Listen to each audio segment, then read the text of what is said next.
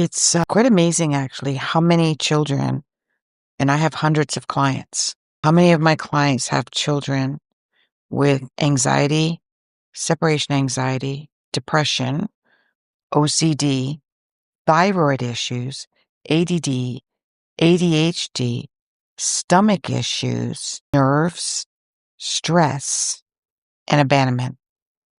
That's just to name a few. There's three reasons for this. One of them is that our children are being raised in a hyper awareness of psychology and psychotherapy and understanding sort of the right brain activity. But they're not being helped to recognize that this is also empathy and empathic nature, psychic abilities, intuition, and picking up on others' emotions and feelings. Our vibration as humans are becoming, and our frequencies are becoming stronger, and we are much more in tuned, not only with ourselves and awareness, but the more awareness and in tune we are with ourselves, the more we are with others on a very subconscious level. It's invisible. We don't even recognize it. Therefore, we're not teaching our children the difference between what is your frequency and energy and what is mine. And where do I draw the line? How can I set boundaries? We can't communicate about it. We can't openly talk about it. If you sense it, you can't go up to your friend and go, "Hey, are you okay? I sense sadness. Let's talk." And they openly talk about it because we don't live in a world that raises us to act in that kind of language.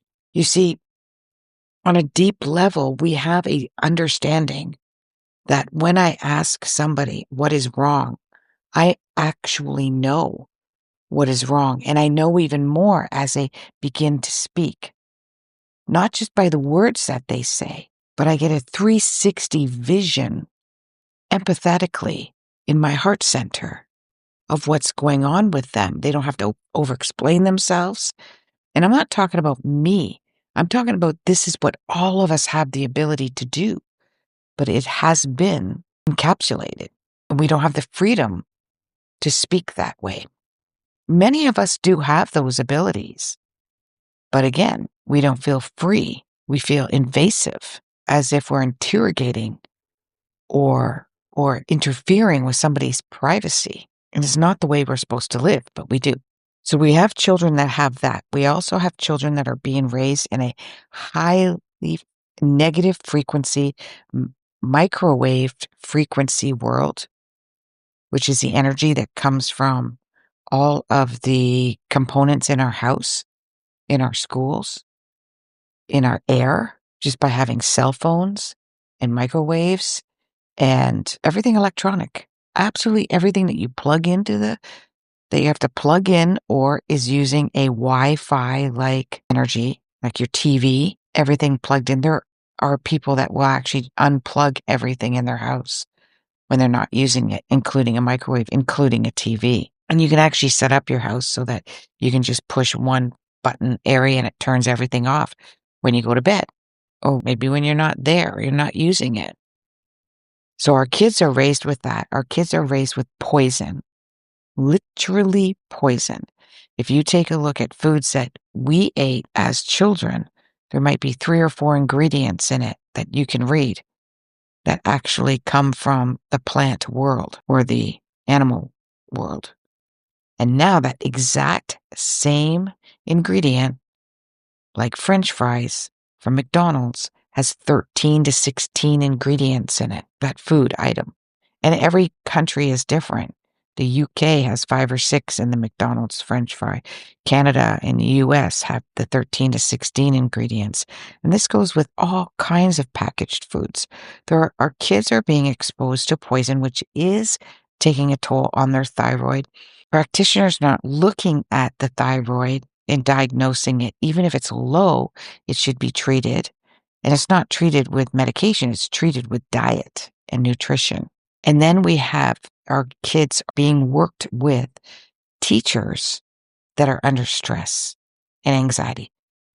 How many people out there are teachers? And if they heard me talking right now, they're nodding their head going, I'm not exactly a happy camper.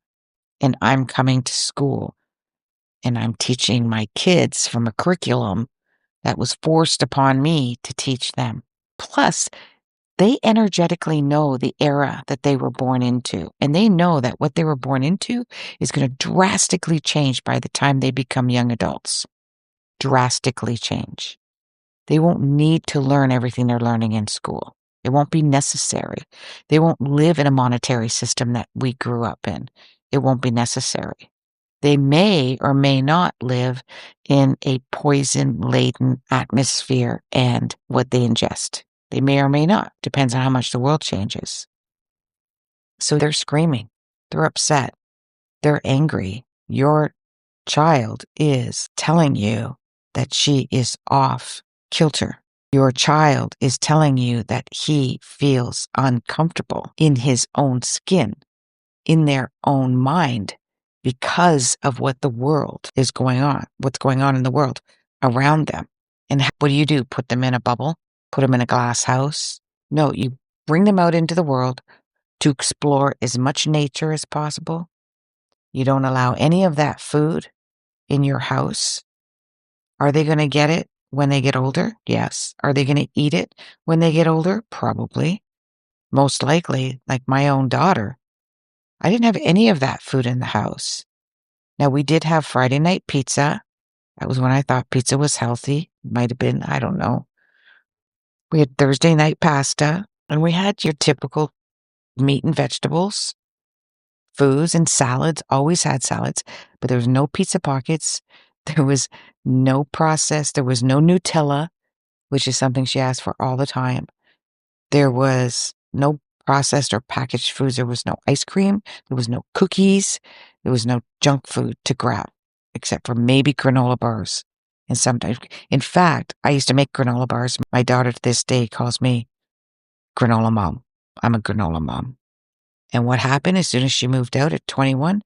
Nonstop junk food. Nonstop. Starbucks. Starbucks should be illegal. I know it's not in every country, but it should be illegal. There is not one item that you can get from Starbucks except for a plain, maybe herbal tea, if it's even organic, with nothing in it. Don't even try to have almond milk or coconut milk, because when you look at the ingredients, there are like 20 to 25 ingredients in them. And even the coconut milk has dairy in it if you're looking for a non-dairy product. So is that futile? The fact that you're going to raise your child to be the best that she possibly can be, or he can be, and then one day end up eating like my daughter eats. Well, the good news is she has pockets every month where she goes on a healthy binge because she knows better. And one day she will be 100% healthy. Neither of us were 100% healthy at one time, not even 80% healthy at one time, because food evolved, our environment evolved to become more and more dangerous to us. And we weren't aware of the speed of that and the incline. We thought the same foods were the same until how many times have you even said, this doesn't taste like it doesn't taste anything like it used to? Because it's not even close. It looks the same, but it's not close to the same. So when we're taking care of and wondering why our children are under stress and anxiety and having temper tantrums and ADD and ADHD and OCD and coming home emotional and don't want to go to school and don't want to be around people, that is 80% of the reason. The other 20% is you and anyone else in your household that are under more stress than normal. Now, I'm not saying that we live in that. So you're eating unhealthy foods. You're surrounded by environmental frequencies and energy fields that are negative, and you may not like your job, or you may be unhappy in your relationship or relationships where you live, etc. Now, you look at the 1920s and the 1940s when there was a recession, when there was a depression, when there was war. Yes, parents were stressed out. Husbands and fathers were coming home alcoholics or with PTSD, real PTSD, etc. Yes, there's definitely stress. And all of our parents raised us from that childhood. And we know the results of it. Most of us have negative feedback around how our parents were as raising us as children. We're all going to therapy for it, so to speak. But the kids were outdoors 90% of the time, except when they were sleeping. In school, they were indoors and outdoors. When they got home, they were outdoors. After dinner, they were outdoors. They were playing with the neighborhood friends, etc., the one friend or their imaginary friend or whatever it might be. And that is not so the case as much anymore.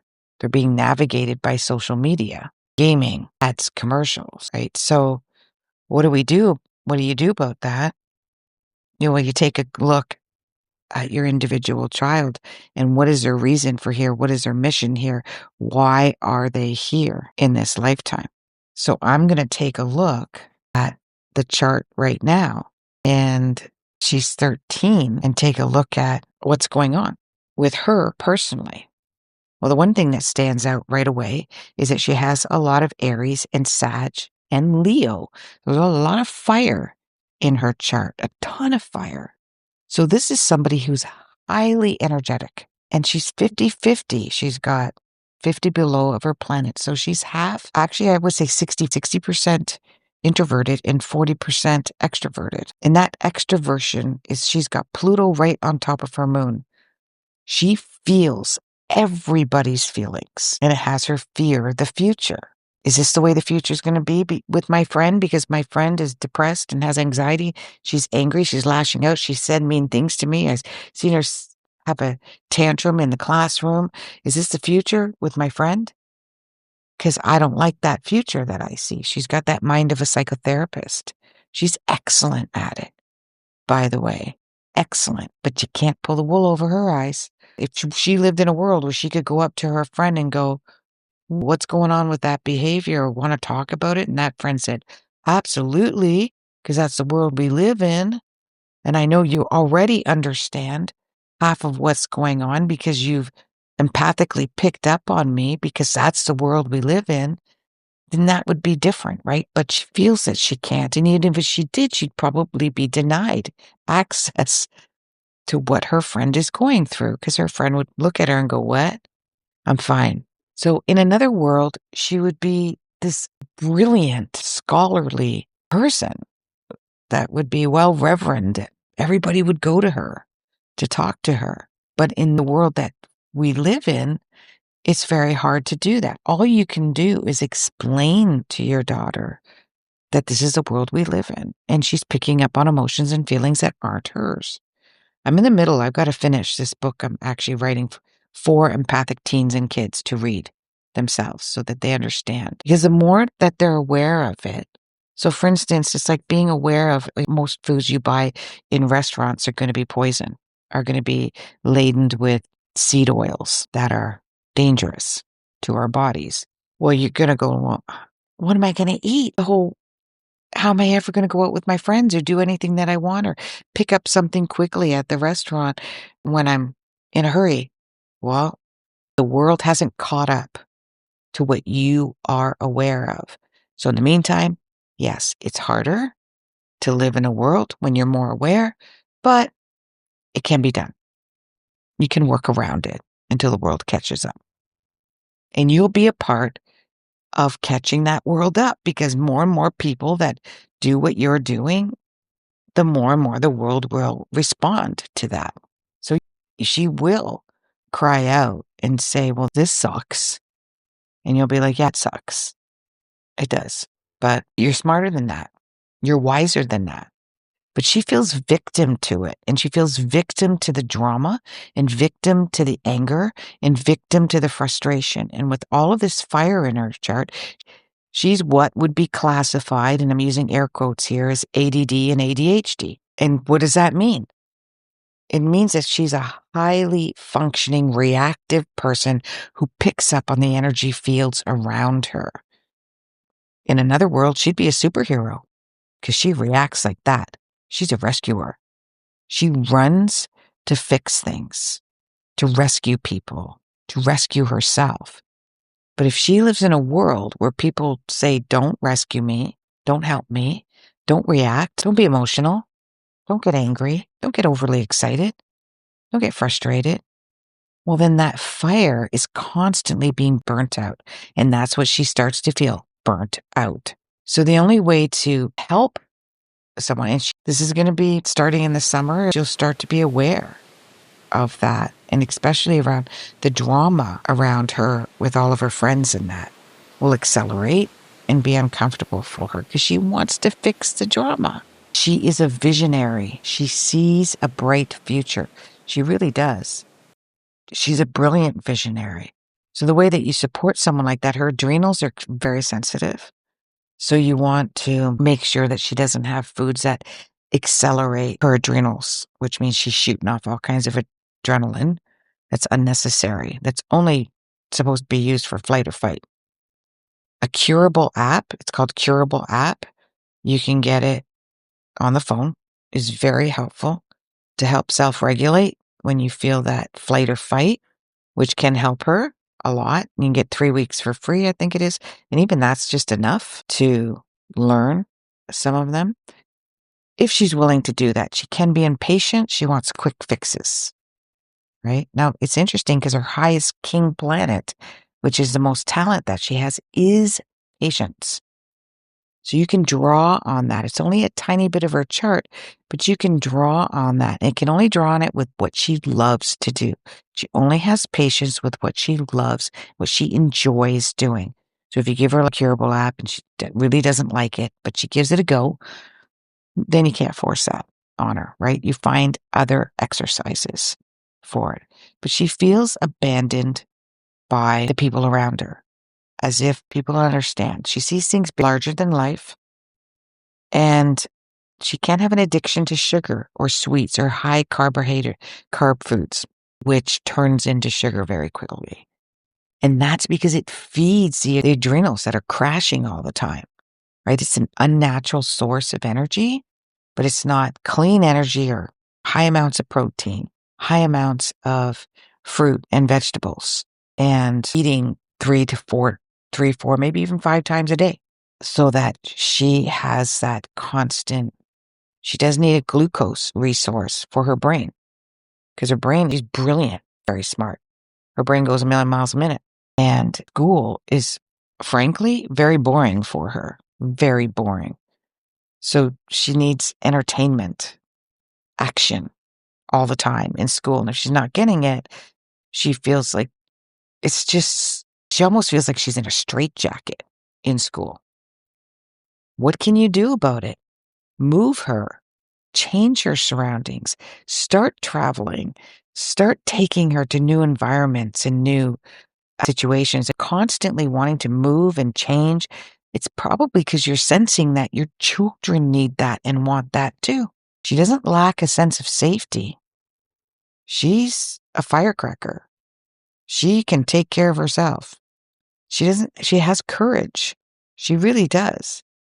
She's just quite uncomfortable in her surroundings. And she's not the only child that feels that way. There are humans that are nesters. They're comfortable. They like routine. They like the things to be the same. They like a controlled environment. A lot of people are like that. There's a lot of people that are not like that. And so those first people fit perfectly in this world. And the other ones are really having a hard time. And they can't wait to grow up, to get out of it, only to find out that when they grow up, they're kind of thrown back into the same controlled environment. Go to work, get a mortgage, buy a house, get married, have 2.5 kids, and do this every single day. Pay your mortgage, pay your bills, go to work. Pay your mortgage, pay your bills, go to work.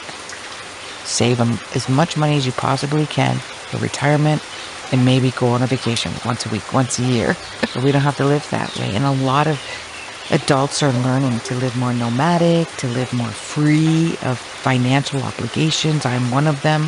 It's not always the easiest. It's not the norm, but it is doable. And tons of people are doing it. And she will too when she gets older. She needs freedom.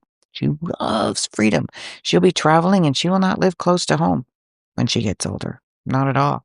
She'll challenge religion. She'll challenge belief systems. She'll challenge philosophy. She is a philosopher. That's what she was in a past life, was a philosopher and a warrior. So she's feisty. You don't want to burn out her fire. You don't want to put water on her fire. And she is in the moment. When she's feisty, when she's miserable, when she's angry, when she's excited, when she's happy, it's bigger than life right at the moment. And then it disappears just as fast as it came. It's nothing you need to problem solve the next day. She's over it. So it's everyone should have a chart reading done on their children so they understand how they react. And it's ever changing. I could talk for hours and hours and hours about somebody, and I could keep getting after questions and keep answering them nonstop, especially as we grow and we evolve and we change and we become more aware of who we are. So I hope that helps. I know this is really long-winded, but this kid's super cool. But you got to take care of that adrenaline, the adrenals. She just needs some sort of an outlet like running or, again, as well as Tai Chi or Qigong or martial arts, which teaches self-control. And dancing. Crank up some music and dance your arses off. She'd love that. Get it out. Let her scream into a pillow. She comes home upset. So you know what? We're going to get this out. We're going to run on a spot. I used to have my daughter ride a bicycle in the air, get on her back because she'd be on the bed, just in a tizzy, in a mess about something. And I'd be, that's it. Put your feet up in the air. Let's kick. Or I would hold a pillow and let her punch to get it out. And we forget to do that as adults. Children shake, animals shake. Why? Because that energy has to come out.